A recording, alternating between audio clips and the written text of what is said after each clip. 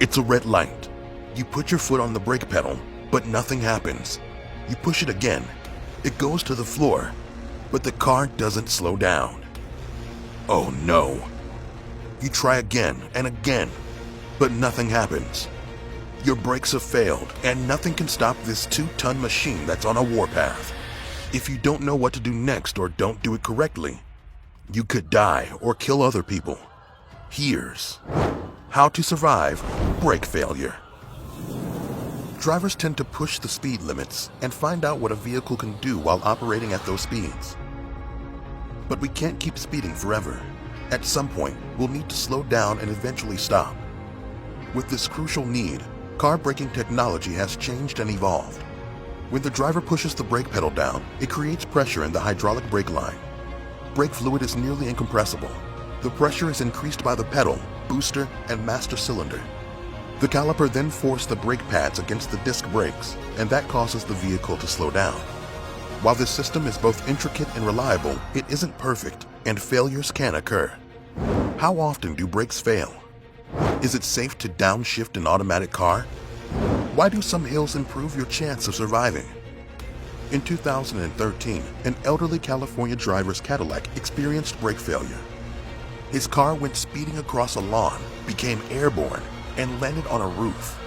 Luckily, no one was hurt. So if you're driving and the brakes fail, what could you do to survive? Step 1. Alert everyone.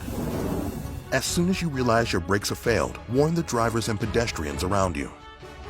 So switch on your hazard lights right away and honk the horn to draw attention to the vehicle. This way, people see your hazard lights and know something is wrong. This can encourage them to get out of your way and clear a path for you, and it can reduce the chance of hitting other vehicles. Step 2. Use friction. Friction is the brake's best friend. Friction on the brake disc causes the car to slow. And even if the brakes aren't working, friction can still help you. If the roads are clear and you're able to do this, start zigzagging the car. Use the friction of the tires on the road to help reduce speed. If that's not enough, try driving over small plants and shrubs on the side of the road. In this case, your life is more important than the vehicle. So another thing you can do is carefully drive against the guardrail. This will also help to reduce speed. Step 3. Use the e-brake. Vehicles have 2 braking systems. The primary system is the foot brake, and the secondary system is called the handbrake, emergency brake, or e-brake for short. The e-brake bypasses the hydraulic system. Instead, it uses a metal cable that connects to the rear brakes. If your main brakes fail, the e-brake should still work. It doesn't have enough force to stop the car, but it's a big help in slowing it down.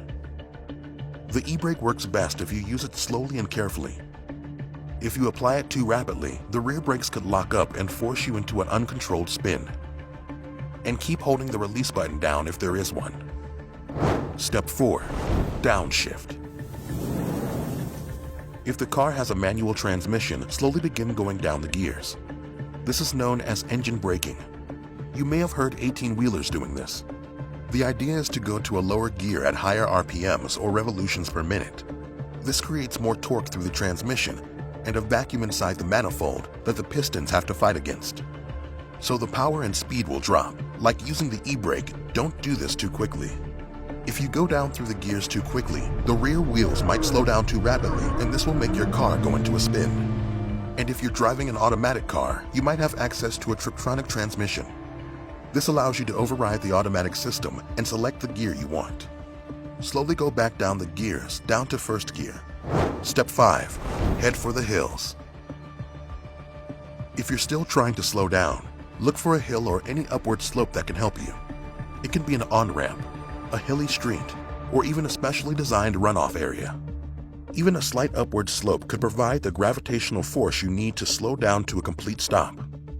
In 2015, traffic safety reports showed that between 2005 and 2007, 0.45% of car accidents resulted from brake failure.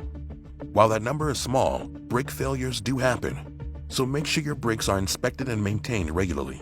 Maintenance and using these 5 steps could save your life one day. Congratulations! You safely stopped a car with no brakes. But what if you discover the car is hanging off a cliff? We'll take out your cell phone and watch how to survive a car hanging off a cliff right here on How to Survive.